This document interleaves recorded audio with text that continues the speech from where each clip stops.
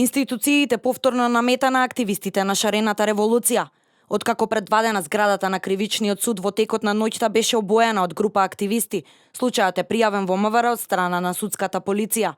Се очекува снимките од безбедносниот видеонадзор да помогнат за утврдување на идентитетот на сторителите. Од шарената револуција на социјалните мрежи објавија и видео од герила акцијата, која како што наведуваат е во знак на револт поради обструкциите кои судот ги вршил врз специјалното обвинителство и поради тоа што не носил решенија за притвор. Од МВР го потврдија настанот.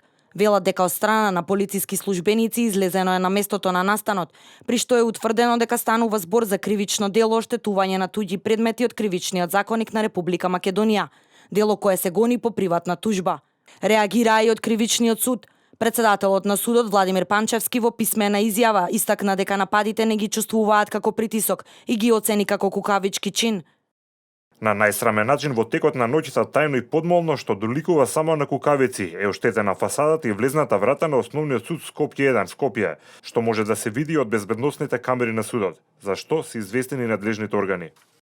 За случајот реагираа и партиите. Од владеачката ВМРО ДПМН бараат да запрат притисоците врз судот, за кои сметаат дека се организирани и поттикнати од СДСМ. ВМРО ДПМН смета дека фарбањето со боја на зградата на судот, во кој треба да се судат случаите за барањето подкуп и за случајот пуч во кој осомничен е лидерот на СДСМ Зоран Заев, е обид да се заплашат судиите за да одлучуваат согласно законот. Од СДСМ се оградуваат, велат дека не стојат зад вандализмот, а одговорноста за боењето на судот ја префрлија на шарените.